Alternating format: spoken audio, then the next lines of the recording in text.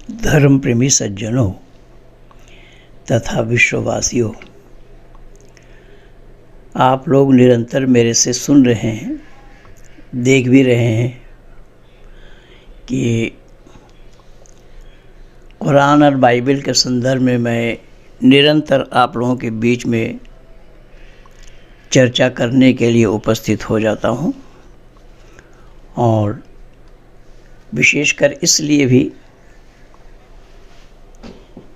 कि धरती पर बहुत से लोग ऐसे हैं जो अपने को विद्वान कहते हैं, अपने को आलिम बताते हैं, जानकार बतलाते हैं, पर उन लोगों की जानकारी कहाँ तक है, कैसी जानकारी है, इसमें मैं आप लोगों के बीच में डॉक्टर जाकिर नाइक का नाम लेना चाहूँगा। और डॉक्टर जाकिर नाइक कह रहे हैं कि कुरान में विज्ञान है जो दुनिया नहीं जानती थी। कुरान में उन्हीं बातों की चर्चा विज्ञान ने भी माना है। एक कह रहे हैं कि मॉडर्न साइंस ने भी माना है कुरान की बातों को अक्षरशः। आइए मैं कुछ पड़ताल आप लोगों के बीच में कर रहा हूँ। यद्यपि मैं तो ज़िंदगी भर बोलूँगा फिर भी समाप्त होने वाला नहीं है, क्योंकि कुरान में 6666 आयतें हैं और ये सब आयतें सवालों के घेरे में हैं। जवाब ये नहीं दे सकते एक का भी। उदाहरण के रूप में जो ये विज्ञान बता रहे हैं, कैसा विज्ञान है, मैं एक एक करके कुछ प्रमाण आप लोगों के सामने प्रस्तुत करना चाहता हूँ। आप देखेंगे, हम आदम से चलते हैं। अल्लाह ने आदम को बनाया और किस चीज़ से बनाई आदम को, वो तो बहुत बार बोल रखा हूँ। कहीं पर खनखनाती हुई मिट्टी, कहीं पर गीली मिट्टी बताया, कहीं पर स्त्री और पुरुष से बताया इंसान बनाने का, और क्या क्या बताया, कहीं फूंक मार करके भी इंसान बनाया। ये सब बातें मैं आप लोगों तक पहुंचा चुका हूं। आज थोड़ा सा विचार करते हैं कि इसको विज्ञान कहा जाएगा क्या। आदम को अल्लाह ने मना किया था जन्नत के अंदर, यानी हेवन के अंदर में एक पेड़ है, उस पेड़ के फल को खाने के लिए, पर अल्लाह ने पेड़ के फल को खाने के कारण आदम को सज़ा दी। गलती आदम की नहीं थी, शैतान ने आदम के पत्नी को बहका दिया। इधर अल्लाह के लिए कहा जाता है कि अल्लाह सर्वव्यापक है, आलिम है। आलिम माने जानने वाला, या अलीमुन शब्द आया है अल्लाह के लिए। समीउन अलीम कहा है, देखने वाला, सुनने वाला, जानने वाला, बहुत सभी नामों से अल्लाह को पुकारा गया है। जिस शैतान को जन्नत से निकाल दिया, वो शैतान उस जन्नत में गया कैसे, तो बताया जाता है कि सांप के मुंह में जा कर के बैठा, सांप के द्वारा गया। सांप क्या था? दरबान था। बाइबल कह रहा है, पादरी से जब बात हुई, पादरी कैरी से बात हुई, तो पादरी कैरी ने इसको स्वीकार किया है। उसने कहा कि उसने रिश्वत ली थी। देखिए, ये सब बनाए हुए अल्लाह के हैं। अगर अल्लाह गॉड यहोवा जानने वाले हैं, पहले से ही जानते हैं, वो आलिम कुल है, आलिमुल गैब व शहादा व रहमान रहीम कुरान कह रहा है, तो क्या अल्लाह को ये मालूम था पहले से? अल्लाह को पता है या पता था पहले से कि शैतान इस काम को करेगा, और उस काम को करने के लिए वरदान भी दिया हुआ अल्लाह का है। अब देखिए अल्लाह की पर्सनैलिटी, देखिए किस तरीके से पक्षपात कर रहा है। खैर, मैं विज्ञान क्या है उसमें बोल रहा हूँ। तो जो खिला दिया शैतान ने आदम पत्नी को, और अल्लाह को पता लगा उसके बाद, जब आदम ने भी खा लिया, और आदम खाने के बाद आदम को एहसास हुआ है कि निर्वस्त्र हैं, तो जन्नत के जो वस्त्र उनको पहनाया गया था वो खुल गया। अब अपने आप खोला या किसी ने आकर के खोला, इसकी चर्चा नहीं है, न कुरान में, न हदीस में, न कहीं किसी भी इस्लामिक ग्रंथ में इसकी चर्चा नहीं है। निर्वस्त्र हो गया तो वो भागने लगे, एक पेड़ से उलझ गया। एक पेड़ ने, आदम के बाल बड़े बड़े थे, उसमें उलझ गया। जैसा हिरन भी कई बार झाड़ी में फंस जाता है ना, वैसे ही फंस गया। अब अल्लाह को पता लगा। अच्छा, इसमें कौन सा साइंस है, कौन सा विज्ञान है, कौन सी विज्ञान की बातें हैं ये, जिसको विज्ञान कहा जा रहा है? अल्लाह ने कहा मैंने तुम्हें मना नहीं किया था क्या? आदम ने कहा मना तो किया था, लेकिन इसलिए खिला दी। अब किसने खिलाई? आदम पत्नी की तरफ इशारा किया, और पत्नी को अल्लाह ने आदम के हड्डी से बनाया। यहाँ तो इंसान को मिट्टी से ये दुनिया भर से बनाया, लेकिन उसके पसली के हड्डी से उसको बनाया। और ये कौन सा विज्ञान की बात है कि वो मेडिकल साइंस वाला इसको विज्ञान कह रहा है। अफसोस तो ये है कि जो अपने को मेडिकल साइंस का पढ़ा हुआ बताता है, पढ़ा हुआ मान रहा है कि हमने MBBS किया है, तो MBBS इसीलिए मैंने उसको मुन्ना भाई बोलने के लिए मजबूर हुआ हूँ कि इस मुन्ना भाई को ये पता नहीं लग पाया कि मानव शरीर के एक हड्डी से स्त्री का बनना क्यों और कैसा संभव होगा। ये मेडिकल साइंस में इसको नहीं बताया गया, वो पढ़ा ही नहीं। अगर पढ़ा होगा मेडिकल साइंस तो ज़रूर इसको सच नहीं मानता।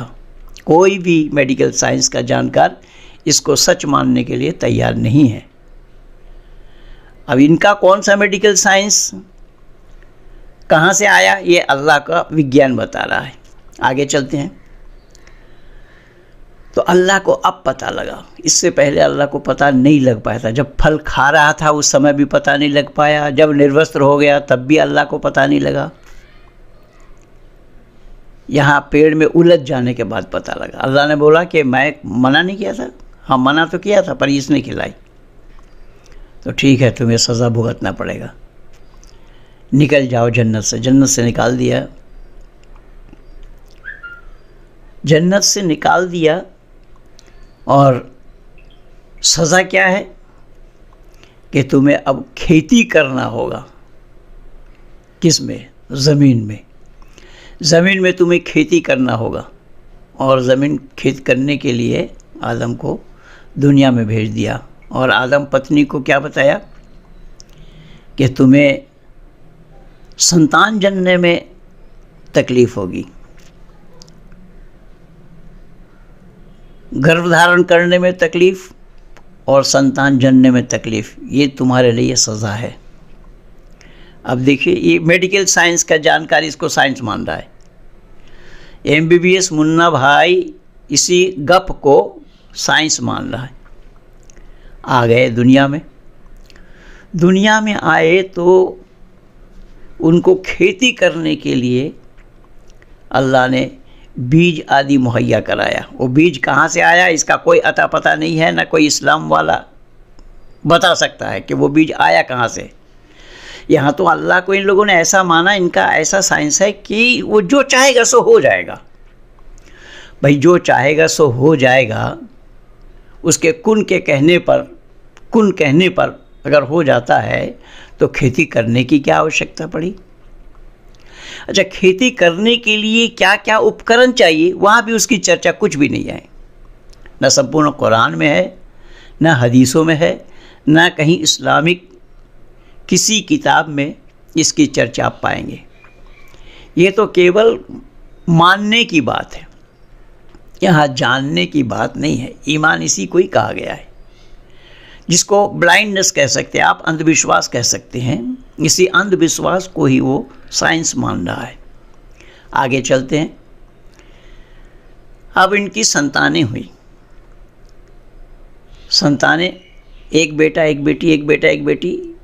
यद्यपि इसके पहले भी कई वीडियो में बोल रखा हूँ। और उन भाइयों में झगड़ा हुआ शादी को लेकर।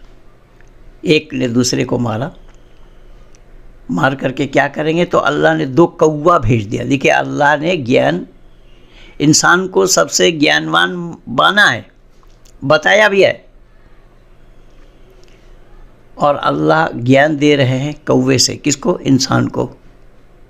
एक मेडिकल साइंस का पढ़ने वाला इसको सच क्यों और कैसा मान रहे हैं? देखिए, तो कत्ल करने के बाद उसको दफनाया कैसा? कौवा ने उसको सिखा दिया, गड्ढा खोद करके उसको डाल दो।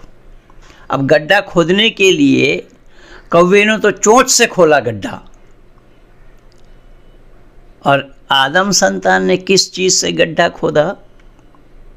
मैं पूछता हूँ इस साइंस वाले को, जो कुरान में साइंस बता रहा है, क्या वहाँ कोई फावड़ा या कोदाली कुछ था जिससे गड्ढा खोदा गया?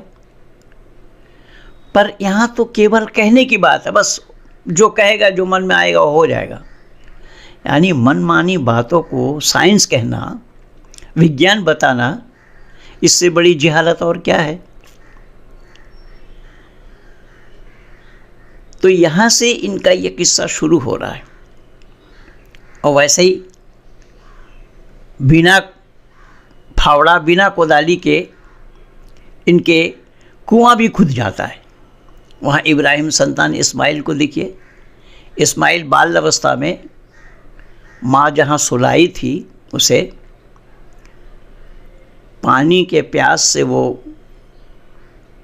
परेशान थी, और मरीचिका को पानी समझ करके सफ़ा और मरवा दोनों पहाड़ों के बीच में वो दौड़ लगाने लगी। 7 बार दौड़ी थी।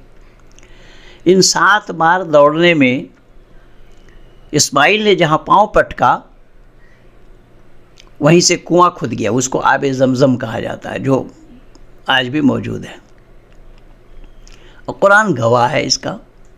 इन्न सफ़ा वल मरवत मिन शाइरिल्लाह फमन हज्जल बैत औ इअतमर फला जुनाह अलैहि अन यतव्वफ बिहिमा वमन ततव्वअ खैरन फइन्नल्लाह शाकिरुन अलीम। सूरह बकरा में अल्लाह ने यह जिक्र फरमाया है। तो इनकी बात ये साइंस कह रहे हैं। कहाँ साइंस है? क्या क्या साइंस है? ज़रा आप देखिए। उसी इब्राहिम की चर्चा मैंने की। यह हर पैगंबर को देखेंगे इस तरीके से अलौकिक बातें, इसको चमत्कार कहा जाता है, मौजज़ा बताया जा रहा है। उसी इब्राहिम को अल्लाह ने ख्वाब दिखाया, क्या करने के लिए? कि तुम्हारा प्यारा चीज़ कुर्बानी करो। 3 दिन 300 ऊँट की कुर्बानी करी। चौथा दिन में भी अल्लाह ने ख्वाब दिखाया। अल्लाह का काम क्या है देखिए, जिसको साइंस बता रही है। जो दुनिया का बनाने वाला है, जो सृष्टि करता है, सृजन करता है, स्थिति करता है और प्रलय करता है, जिस अल्लाह के लिए कह रहे हैं। इसलिए मैंने बोला अल्लाह ने दुनिया नहीं बनाई। अल्लाह का दुनिया बनाने का सवाल ही पैदा नहीं। अल्लाह जानता भी नहीं है कि दुनिया है क्या, कितनी बड़ी है दुनिया। एक व्यक्ति विशेष को लेकर, एक वर्ग विशेष को लेकर, एक मुल्क वालों को लेकर के अल्लाह की दुनिया है। इब्राहीम ने अपने बेटे इस्माइल जो जंगल में छोड़ आए थे उसे लेकर कुर्बानी, मैं बहुत संक्षेप में बोल रहा हूँ, लंबा ना हो जाए। इस्माइल को कुर्बानी करने के लिए ले गए। उसे काट नहीं पाए। छुरी को अल्लाह ने मना कर दिया। देखिए, छुरी जड़ है, उस जड़ वस्तु भी अल्लाह का हुक्म मान रहा है। छुरी को काटने के लिए अल्लाह ने मना किया। इब्राहिम झुंझला करके छुरी को फेंक दिया। छुरी बोल उठी, है अल्लाह के खलील, है अल्लाह के दोस्त इब्राहिम, आपको अल्लाह ने एक बार कुर्बानी करने के लिए कहा और हमें 10 बार मना किया कि काट मत। मैं अल्लाह का हुक्म अदूली नहीं कर सकता, लेकिन अल्लाह का पैगंबर अल्लाह का हुक्म अदूली किया है। आदम को मना किया, उसके बाद भी खाया उसको, और इसको पैगंबर बताया गया। खैर, तो इस्माइल ने बोला कि आप मुझे पट कर लीजिए, औंधा कर लीजिए और आँख में कपड़ा बांधिए। ऐसा किया। आँख में कपड़ा बांध करके जब इस्माइल को काट रहे थे तो वहाँ एक दुम्बा आ गया और दुम्बा को कटा हुआ मिला, कटा हुआ पाया। सवाल है कि वो दुम्बा कहाँ से आया है?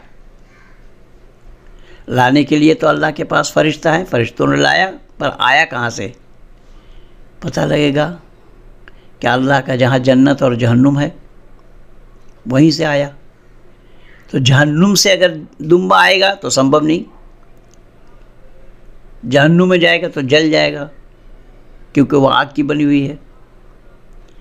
तो जन्नत से आया, तो जिस जन्नत में दुम्बा रखते होंगे अल्लाह, अब इससे अंदाज़ा लगा लीजिए कि अल्लाह क्या है, अल्लाह की दुनिया क्या है और अल्लाह का साइंस क्या है, कुरान का साइंस क्या है। दुम्बा कटा पाया, बेटे को पकड़ करके काट रहे थे, बेटे को हटाया, वहाँ से इब्राहिम को पता भी नहीं लगा। तो यहाँ इब्राहिम को ज़बीहुल्लाह कहा गया, अल्लाह के रास्ते में ज़बह होने वाला, और इब्राहिम को खलीलुल्लाह कहा गया। इब्राहिम खलील है, अल्लाह का दोस्त है। तो कलमा, इसी आधार पर कलमा आया, ला इलाहा इल्लल्लाह इब्राहिम खलीलुल्लाह, ला इलाहा इल्लल्लाह इस्माइल ज़बीहुल्लाह आए। तो ये जो साइंस बता रहा है, इसमें कौन सा विज्ञान दिखाई दे रहा है? कौन से विज्ञान की बात ये MBBS मुन्ना भाई जाकिर नाइक कह रहे हैं? कुरान में साइंस है, ये सारा कुरान है, कुरान से ही मैं बोल रहा हूँ। और एक दो घटना नहीं, ऐसे ही पूरे जो पैगंबरों की लिस्ट है, हर पैगंबर के साथ ये पा जाएंगे आप। इसको मौजज़ा कहा गया है, चमत्कार बताया गया है, ये चमत्कार दिखाने। अब मूसा को लीजिए, मूसा ने चमत्कार दिखाया। मूसा को कलीमुल्लाह बताया गया, अल्लाह से कलाम करने वाला। अब कलाम एक तरफ से होगा नहीं, कलाम दोनों तरफ से होना है। कोई बोलेंगे, कोई सुनेंगे, फिर सुनने वाला बोलेगा तो फिर बोलने वाला सुनेगा। ये है कलाम। जैसा मैं ये बोल रहा हूँ, ये कलाम है। तो कुरान को भी कलामुल्लाह कहा जाता है, अल्लाह की कलाम। तो बोलने के लिए अल्लाह को मानव शरीर धारण करना पड़ेगा, मानव के बगैर बोलना संभव नहीं होगा। तो यहाँ मूसा को कलीमुल्लाह कहा गया। तूर पहाड़ के ऊपर अल्लाह से कलाम की। केवल इतना ही नहीं,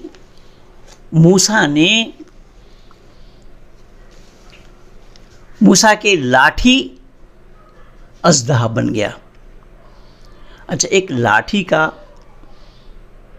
अज़दहा बनना, सांप बनना क्यों और कैसा संभव है? इसमें कौन सा विज्ञान है? कौन से विज्ञान की बात है?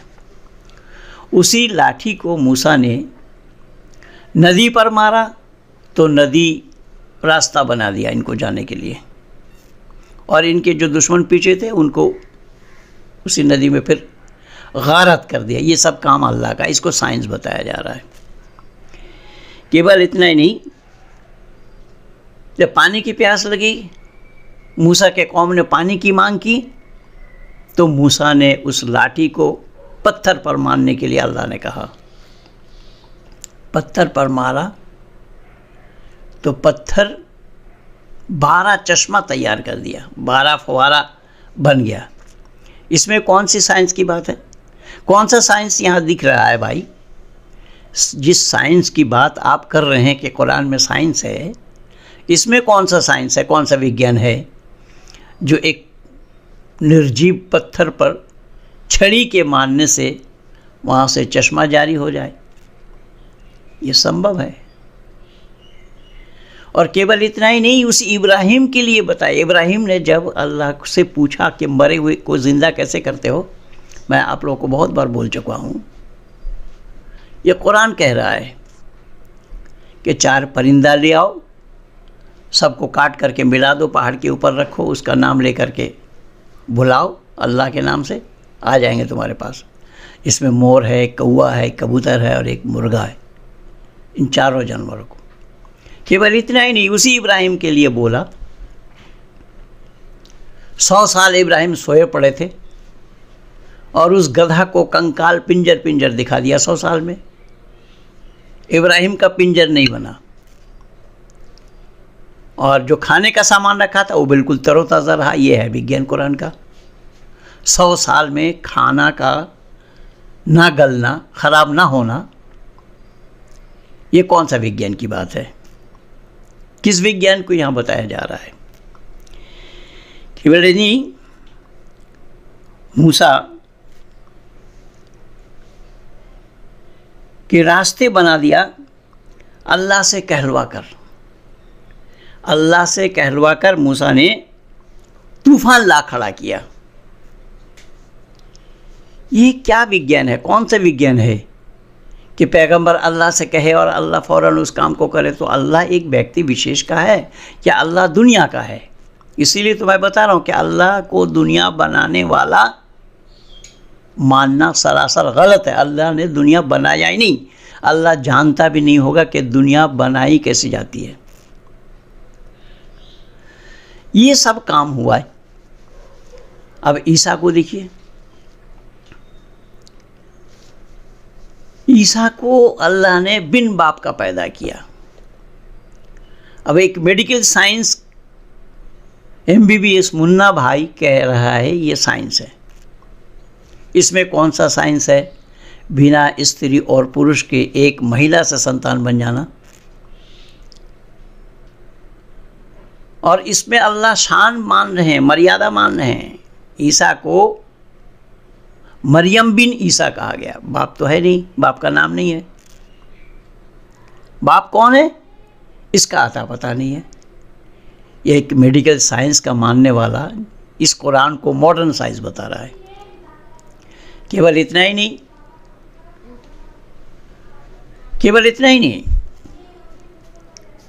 आगे चलिए। उस ईसा से जब वो दोलना में था, बच्चा पालने में था, उस पालने में अल्लाह ने उससे बुलवाया। क्या बुलवाया? कि मेरी माँ गलत नहीं है, सती है, मेरी माँ सती है।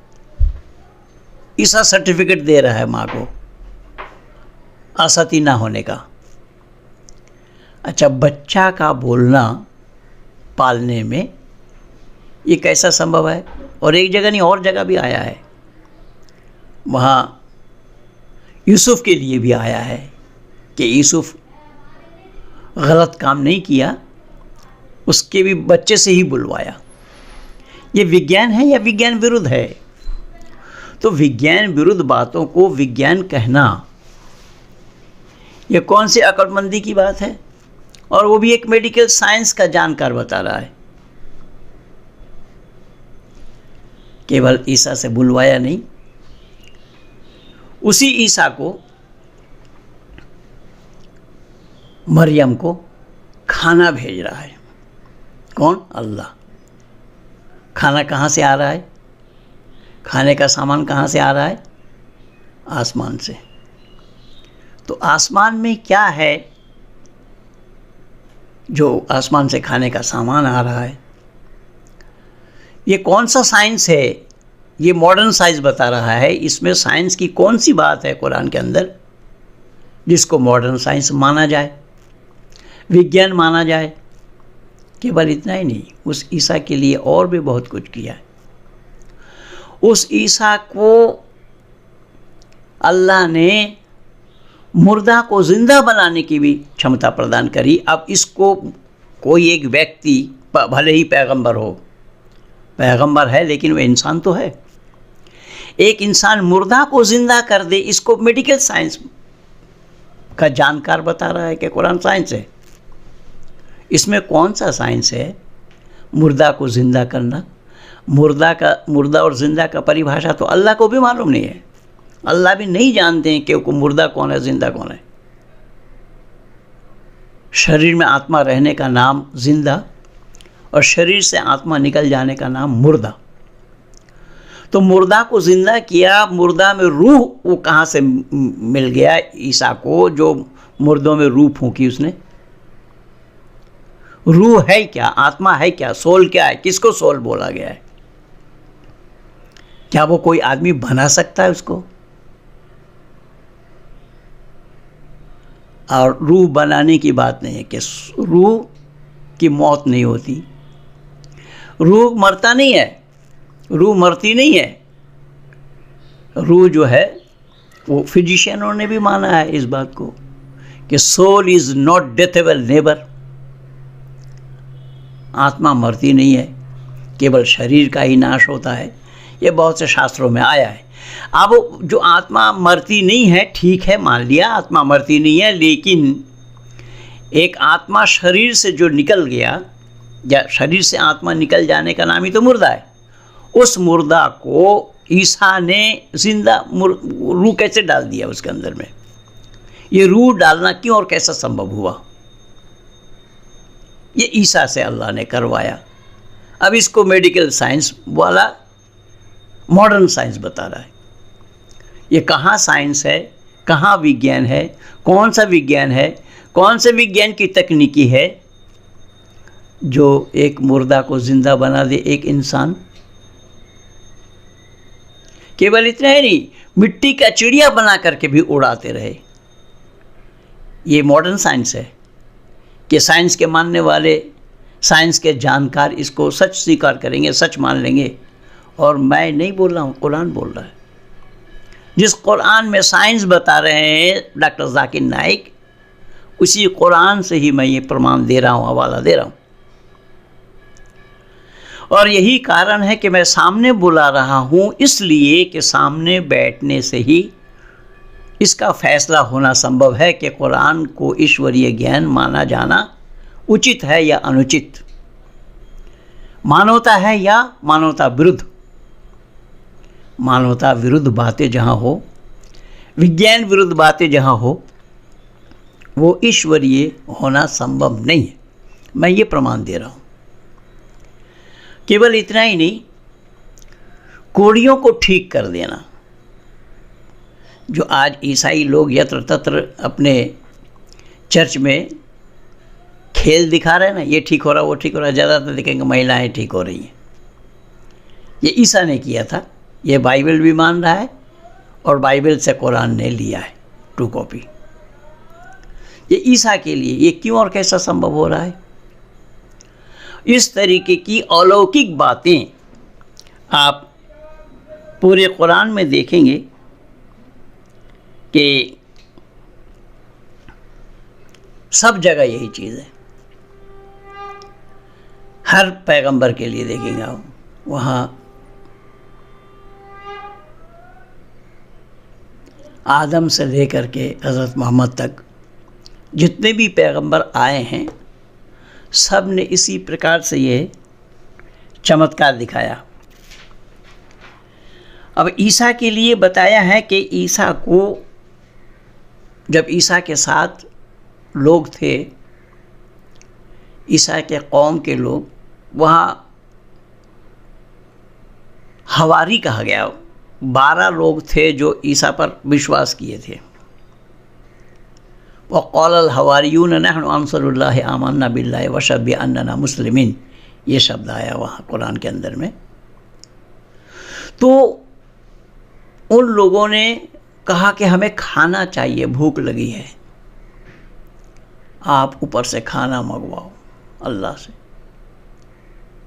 और ईसा के मांगने पर अल्लाह ने खाना भेज दिया। एक सूरा का नाम ही है, अनाम का अर्थ होता है दस्तरखान में खाना सज करके आने का नाम अनाम है, और सूरा अनाम भरा पड़ा है। आप देखेंगे वहाँ जो खाना आया और उसमें बहुत नाटक है, नमाज पढ़ी, इतना रोया कि दाढ़ी भीग गए, आदि आदि, ये सब बातें हैं।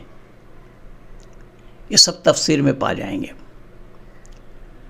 तो खाना आया, उस खाने के लिए लोगों को बताया गया कि इसको छुपा कर रखना नहीं, चोरी मत करना, खाओ, जितना खा सको खाओ।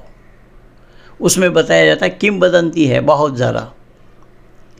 किसी ने 7 रोटी मानी, 7 मछली लिखा, किसी ने 3 रोटी लिखा, किसी ने 3 मछली लिखा।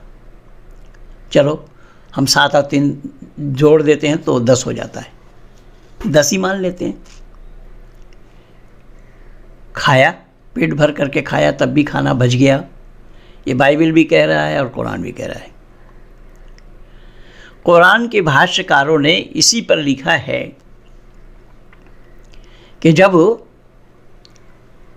ये खा रहे थे तो ईसा से पूछा, ये खाना कहाँ से आया है? तो तुम लोगों ने देखा नहीं, आसमान से आया। ये अल्लाह जन्नती खाना है। अब जन्नती खाना है, वहाँ खाना के लिए 5 स्टार होटल है अल्लाह का, 7 स्टार होटल है, क्या है वो तो अल्लाह जाने और अल्लाह के बंदे जाने। और इन सब बातों को आंख बंद करके मान लेने का नाम ईमान है। ये साइंस बता रहा है इसको। जो अंधविश्वास है, ब्लाइंडनेस है, संपूर्ण ब्लाइंडनेस है। इस अंधा अनुकरण को विज्ञान मानना, विज्ञान कहना मूर्खता से खाली है क्या? और उसी खाना को खाते खाते ईसा ने मछली से कहा कि जिंदा हो जा। वो मछली जिंदा हो गया, पका हुआ मछली, भुना हुआ मछली जिंदा हो गया है। इसमें कौन सा विज्ञान है भाई? जाकिर नाइक, मुन्ना भाई, ज़रा बराए मेहरबानी ये तो बताइए जो आप विज्ञान बता रहे हैं कुरान में, कि कुरान में विज्ञान भरा पड़ा है, मॉडर्न साइंस ने भी माना है। इसमें कौन से विज्ञान की बात है जो एक पका हुआ मछली, भुना हुआ मछली जिंदा हो जाए? और तफसीरकारों ने लिखा है कि वो मुंह खोला, शेर जैसा दहाड़ने लगा। अच्छा, इसको अंधा अनुकरण के सिवा, अंधविश्वास के सिवा क्या कहना उचित होगा? केवल इतना ही नहीं, उस मछली को फिर बोला ईसा ने कि जैसा मछली तू थी पहले वैसा ही हो जा। अच्छा, मछली जैसा थी वैसा हो जा तो ये खाने वाला पका हुआ होगा, क्यों? वो जिंदा मछली जैसा थी वैसा नहीं हुआ। जैसा थी वैसा हो जा का मतलब क्या होगा? कि वो समुंदर के, वो मछली थी समुंदर की, और वो समुंदर की मछली जिंदा हो जा बोला, जैसा थी वैसा हो जा बोला। ये तफसीर इब्न कसीर में ही आया है, यही शब्द आया जो मैं बोल रहा हूँ। तो जैसा थी वो समुंदर में जैसा थी वैसा हो जाना चाहिए या भुना हुआ हो जाना चाहिए? ये सब सवालों के घेरे में है। और उसमें से बताया जाता है कि कुछ लोगों ने आगे के लिए रख लिया तो खाना बंद हो गया। फिर उसमें आया है कि वो मछली इतनी बड़ी थी कि कितने 100 लोगों ने कितने दिन मिल करके खाया, तब भी ख़त्म नहीं हुआ। तो ये सब अलौकिक बातें, ये सब चमत्कारी बातें कुरान भरा पड़ा है। जिस पैगंबर को आप बोलेंगे उसी पैगंबर से ही हम दिखा देंगे। अब यहाँ हज़रत मोहम्मद साहब के लिए देखिए, मोहम्मद साहब से पूछा लोगों ने कि आपको चमत्कार दिखाते हैं? चमत्कार दिखाते हैं आप, मौजज़ा दिखाते हैं, जैसा चांद का टुकड़ा होना मौजज़ा। तो लोगों ने बोला इस सफ़ा नामी पहाड़ को आप सोने का बना दीजिए तो हम लोग मान लेंगे। बंदो ध्यान से सुनना इनका साइंस। लोगों ने घेरा, और लोगों ने घेरा किस बात के लिए? इसी बात के लिए कि आप जो चमत्कार दिखाते हैं, आपका चमत्कार अगर सही है तो इस सफ़ा नामी पहाड़ को आप सोने का बना दीजिए। और देखिए अल्लाह की चापलूसी, अल्लाह की मकर, इसी को मकर कहा है। अब सोने का पहाड़ सोने का बनाना तो संभव नहीं है। और उन लोगों ने बोला पहाड़ अगर सोने का बना देंगे तो हम लोग ईमान नहीं आएंगे। तो अल्लाह ने कैसा बीच में कूदा देखिएगा। ये तो बात हो रही थी पैगंबर से और पैगंबर के अनुयायियों से या विरोधियों से। अल्लाह कूद पड़े। अल्लाह ने कहा क्या है मोहम्मद, अगर ये पहाड़ सोने का बना भी दोगे, बन भी जाएगा, मैं बना भी दूंगा, तो भी ये ईमान लाने वाले नहीं है। अल्लाह ने मोहम्मद का बचाव किया, जिसको ये साइंस मान रहा है। जब सोने का पहाड़ सोने का बनाया जाना ना अल्लाह के लिए संभव हुआ, ना मोहम्मद के लिए संभव हुआ, तो ये जितने अलौकिक बातें पैगंबरों के द्वारा मैंने दिया है, मैं बोला ना कि एक जीवन में मैं बता करके समाप्त नहीं कर पाऊँगा। सब पैगंबरों के लिए, 1 लाख या 2,24,000 पैगंबर, जबकि सबका नाम कहीं नहीं आया है। जो चुनिंदा पैगंबर है उनके लिए बोलेंगे, उनकी जीवनी को आप सामने उठा कर रखेंगे कि उन्होंने क्या किया है, तो ये सब बातें, सभी बातें सामने आना संभव होगा। फिर भी मैं एक जन्म में बता करके समाप्त नहीं कर पाऊंगा। ये विज्ञान है कुरान का। अल्लाह ने बोला कि ये अगर तुम पहाड़ सोने का बना भी दोगे या मैं बना दूंगा तो भी ये ईमान लाने वाले नहीं है। अब ईमान लाने के लिए जिम्मेदारी किन की है? अल्लाह की।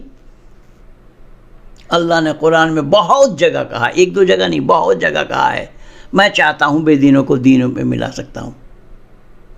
अल्लाह यशा अल्लाहु लहदन्नास जमीआ, मैं अगर चाहूँ तो इनको हिदायत दे सकता हूँ, एक दिन में मिला सकता हूँ। लेकिन अल्लाह ने ये काम नहीं किया। कारण क्या कारण है? कौन सा मेडिकल साइंस है इसमें? मुन्ना भाई, इसमें कौन सा साइंस दिखाई दे रहा है? जो काम अल्लाह का है अल्लाह कर सकते हैं, अल्लाह नहीं कर पाए। अरे छोड़िए दुनिया के लोगों को, इस मोहम्मद के 11 चाचा थे, एक को भी मोहम्मद के अनुयायी नहीं बना पाए अल्लाह। अल्लाह के लिए एक को भी मोहम्मद का अनुयायी बनाया जाना संभव नहीं हुआ। मैं दुनिया को छोड़ देता हूँ। जो मोहम्मद अल्लाह का हबीब, अल्लाह का प्यारा, अल्लाह के रसूल आदि आदि इन सब खिताबों से अल्लाह ने नवाजा है अपने कुरान में, तो हज़रत मोहम्मद साहब के जितने भी चाचा थे उन चाचाओं को वो हिदायत नहीं दे पाए और ना अल्लाह उनके दिल में हिदायत भर पाए। उनके दिल में अल्लाह ने मोहर लगा दिया दीन न लाने का।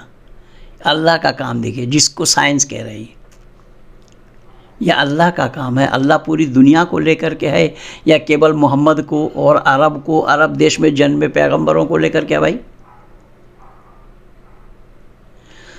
केवल इतना ही नहीं, मैं सवाल पूछना चाहता हूँ, जब अल्लाह ने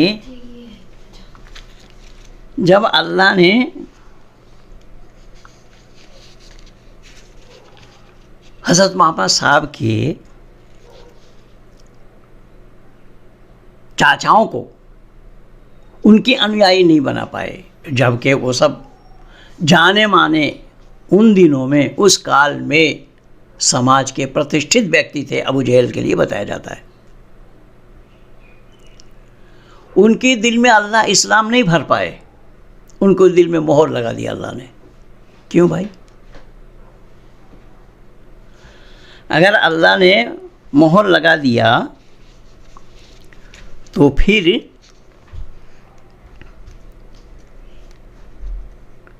अल्लाह ने मोहर लगाने के बाद किन के दिल में? हज़रत मोहम्मद साहब के चाचाओं के दिल में मोहर लगा दिया। और उनके लिए क्या कहा जा रहा है? हज़रत मोहम्मद साहब के जितने भी परिवार के लोग हैं वो तो इस्लाम कबूल नहीं किए, और इस्लाम कबूल ना करने के कारण वो जहन्नुमी है, जहन्नुम में जाएंगे। तो फिर मोहम्मद के आल व आयाल के लिए अल्लाह से दुआ मांग रहे हैं कौन? साधारण मुसलमान। आल व आयाल के माने वंशज, उनके वंशजों के लिए अल्लाह से दुआ मांग रहे हैं। और क्या कह रहे हैं कि अल्लाहुम्मा रब्ब हाज़िहि द्दअवति त्ताम्मति वस्सलातिल क़ाइमति आति मुहम्मदिल वसीला वल फ़ज़ीला वद्दरजतर रफ़ीआ वबअसहु मक़ामम महमूदन अल्लज़ी वअदता वरज़ुक़ना शफ़ाअतहु यौमल क़ियामा इन्नका ला तुख़लिफ़ुल मिआद। हे अल्लाह, ए परवरदिगार, इस पुकार के जो मुकम्मिल है और कायम होने वाली नमाज के हज़रत मोहम्मद सल्लल्लाहु अलैहि वसल्लम को वसीला और फजीलत और उनको बुलंद दर्जा अता फरमा। ये साधारण मुसलमान बोल रहे हैं। अल्लाह को जानकारी नहीं है मोहम्मद के लिए क्या करना चाहिए। साधारण मुसलमान अल्लाह को सुझाव दे रहे हैं कि अता फरमा और उनको खड़ा कर मकाम महमूद में जिसका तूने वादा किया है। देखिए, जिसका तूने वादा किया है, वादा किया हुआ अल्लाह का है और हर मुसलमान आज तक अल्लाह को याद दिला रहे हैं। ये अज़ान के बाद ये दुआ पढ़ी जाती है। जब दिन भर में 5 वक्त अज़ान पुकारते हैं ना, अज़ान पुकारने के बाद हर मुसलमान को ये दुआ पढ़नी होती है। अल्लाह से मांग रहे हैं और जो तूने वादा किया और हमको क़यामत के दिन उनकी शफ़ा अता फरमा, शफ़ा नसीब कर। बेशक तू वादा खिलाफ़ी नहीं करता। देखिए ये हंसी छूट गई। साधारण मुसलमान अल्लाह से कह रहा है, अल्लाह तू वादा खिलाफ़ी नहीं करता। इसको विज्ञान बताया जा रहा है और वो भी एक मेडिकल साइंस का जानने वाला। अब देखिए आगे क्या बोला। ये नमाज में पढ़ी जाती है, कायदे में अत्तहियातों के बाद ये दुआ पढ़ी जाती है। ये दरूद शरीफ है। अल्लाहुम्मा सल्लि अला मुहम्मद व आला आले, देखिए यह आल शब्द आया है, वाला आले मोहम्मद कमा सल्लैता अला इब्राहीम, मोहम्मद से लेकर के इब्राहिम तक, व आला आले इब्राहीम इन्नका हमीदुम मजीद। यानी इसमें क्या बोला गया, हे अल्लाह रहमत नाजिल फरमा मोहम्मद सल्लल्लाहु अलैहि वसल्लम पर और उनके आल पर। आल माने वंशज, परिवार, उनके वंशजों पर। मोहम्मद की जैसे रहमत नाजिल फरमाई तूने इब्राहीम और इब्राहीम के आल पर, जैसा तूने नाजिल फरमाई इब्राहीम पर और इब्राहीम के वंशजों पर। इब्राहीम ने क्या दिया, देखिए इब्राहीम के बुढ़ापा में उसको संतान दिया। और ये मेडिकल साइंस बता रहा है कि ये फरिश्ता आकर के इब्राहीम के पत्नी को, सारा को सूचना दे रहे हैं कि तुम्हारे पेट में बच्चा होने वाला है, संतान आने वाला है। सारा कह रही मैं तो बूढ़ी हूँ, मेरा पति भी बूढ़ा है, अब संतान जन्म देने की तो आयु नहीं है। अल्लाह का हुक्म है, आ जाएगा। उसका नाम बता दिया। और इसहाक जन्म लेगा तुम्हारे घर, और इसहाक के घर में भी याकूब जन्म लेगा। उस बच्चे का जन्म नहीं हुआ, उस बच्चे के भी शादी होंगे, फिर उसके भी बच्चे होंगे, उसका भी नाम बता दिया। ये मेडिकल साइंस है या मॉडर्न साइंस है? कौन सा साइंस है इसमें भाई? मिस्टर जाकिर नाइक मुन्ना भाई, MBBS मुन्ना भाई, ज़रा आप ही बराए मेहरबानी ये बताएं इसमें कौन सी साइंस की बात है? किसी के बुढ़ापे में संतान जन्म देने की क्षमता दे देना, ऐसे अनेक है, एक दो नहीं, कुरान भरा पड़ा है। वहाँ तो 5 महिलाओं को भी अल्लाह संतान बना देते हैं। खैर मैं यहाँ कुछ बोल रहा हूँ। तो इब्राहीम पर और उनके आल अयाल पर बेशक तू तारीफ़ के लायक हैं, बड़ी बुजुर्गी वाला है। अल्लाह के लिए बोला, यहीं तक रुका नहीं, फिर आगे और कहा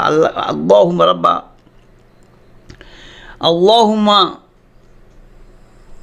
बारिक अला मुहम्मद व अला आले मुहम्मद कमा बारकता अला इब्राहीम व अला आले इब्राहीम इन्नका हमीदुम मजीद। क्या बोला? हे अल्लाह बरकत नाजिल फरमा मोहम्मद पर सल्लल्लाहु अलैहि वसल्लम पर और उनके आल पर। मोहम्मद की जैसी बरकत नाजिल फरमा तूने इब्राहीम पर और उनके आल पर जो बरकत अता फरमाई थी, नाजिल फरमाई थी। बेशक तू तारीफ़ के लायक है, बड़ी बुजुर्गी वाला है। अब ये बताइए कि इब्राहीम के वंशजों पर जैसा तूने बरकत अता फरमाई थी, वैसे ही मोहम्मद के आल व आयाल पर तू बरकत अता फरमा। तो अल्लाह को मालूम नहीं है क्या करना चाहिए, अल्लाह को किस पर बरकत देना चाहिए, किसको बरकत नहीं देना चाहिए, अल्लाह को पता नहीं है। साधारण मुसलमान ही सुझाव दे रहे हैं उनको, अल्लाह को। लेकिन मेरा सवाल ये है कि जब हज़रत मोहम्मद साहब के चाचाओं ने मोहम्मद साहब के दीन में नहीं आए, इस्लाम स्वीकार नहीं किया,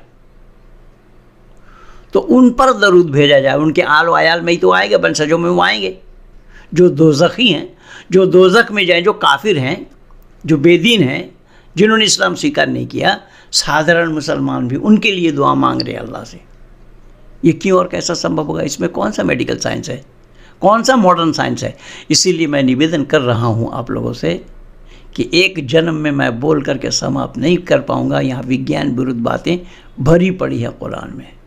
फिर कभी मौका मिलेगा तो मैं और बातों को लेकर के उपस्थित होऊंगा आप लोगों के सामने। मैं केवल 2 टुक में डॉक्टर जाकिर नाइक MBBS मुन्ना भाई को ये बताना था कि कुरान में विज्ञान नहीं है, कुरान में विज्ञान विरुद्ध बातें हैं, जो मानवता विरुद्ध भी है, सृष्टि नियम विरुद्ध भी है। ईश्वर का काम सृष्टि नियम विरुद्ध नहीं होता। ईश्वर की जो निज़ाम है, जो व्यवस्था है। कल एक मुसलमान का फ़ोन आया, वो कह रहा था कि ईसाई और हिंदू इन सब से, जैनी बौद्धि से बात नहीं बनेगी, एक इस्लाम को स्वीकार करे तभी बात बनेगी। इस्लाम इसी का ही नाम है जिसको इस्लाम की आक़ीदा, इस्लाम की मान्यता, ये इन सब बातों को बिना चूचिरा किए हुए, ईमान इसी का ही नाम है। इस पर ईमान लाना पड़ेगा। यानी जो बेईमान हैं उन बेईमानों को ईमान लाना पड़ेगा। अल्लाह के दृष्टि में सब बेईमान हैं सिवाय मुसलमानों को छोड़कर। तो ये सब बातें जो हैं ये अल्लाह की पक्षपात वाली बात है। अल्लाह दुनिया बनाने वाले नहीं हैं। अनेक सारा प्रमाण मैं दिया हूँ और मैं इन्हें डिबेट के लिए खुली चुनौती दे रखा हूँ। आओ, जिनको आना हो आओ। मेरे गुरुजी अमर स्वामी जी भी हाथ उठाकर यूं कह रहे थे, कौन आना है, किसको आना है, आओ मैदान में आओ, डिबेट के लिए सामने आओ। मैं भी आज गुरुजी को याद करते हुए, ठाकुर अमर सिंह जी को याद करते हुए संपूर्ण मत वालों को निमंत्रण दे रहा हूँ, जिसको आना हो आओ, सामने बैठो। सामने बैठ करके आप दुनिया वालों को भी बताओ सच कहाँ है, किसके पास सच है, और निर्णायक मंडल निर्णय देंगे। खुली चुनौती है, खुला दरबार है।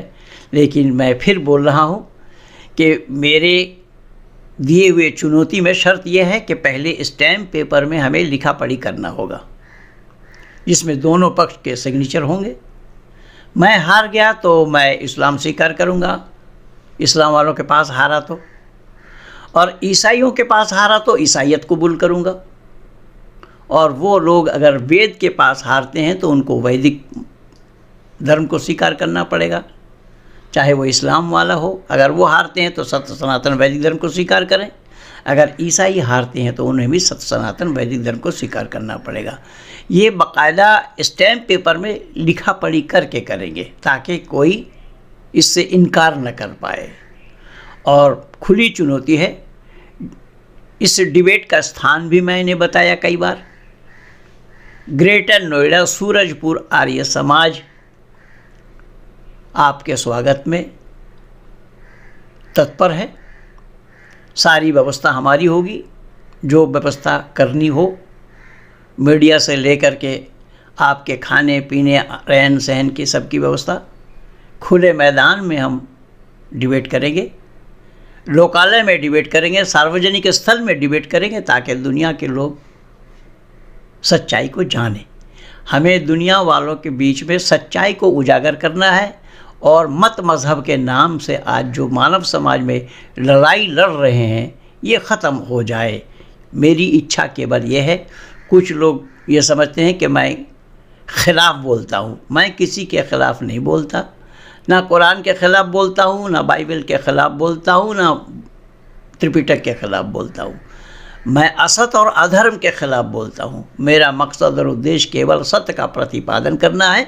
इसीलिए आइए हम इसकी पड़ताल में लोकालय में बैठ करके, जनमानस में बैठ करके इसका निर्णय लें और मानव समाज को एक दिशा दें कि झगड़ा करने का काम मानव का नहीं है, कत्ल करने का काम मानव का नहीं है। इसी अमानवीय तरीका को छोड़कर हम सत्य को स्वीकार करें।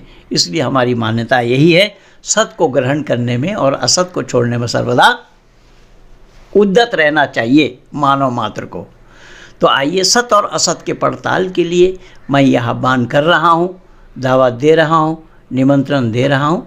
आप लोग आइए और हम जनमानस में सच्चाई को उजागर करें। इन्हीं शब्दों के साथ मैं आप लोगों से निवेदन करूंगा, ये वीडियो अच्छी लगे तो इसको शेयर करना, लाइक करना, सब्सक्राइब करना और आइकन बेल दबाना ना भूलना, जिससे कि हमारा ये राब्ता कायम रहे। और मैंने बोला कि मैं एक जन्म में कुरान की बातों को समाप्त नहीं कर पाऊंगा, मुझे कई बार जन्म लेने पड़ेंगे, तभी कुरान के ये विज्ञान विरुद्ध बातों को समाप्त किया जाना संभव नहीं होगा। तो मैं थोड़ा सा नमूना के तौर पर कुछ विचार आप लोगों को दिया हूँ। धन्यवाद। इन्हीं शब्दों के साथ कहिए भारत माता की जय।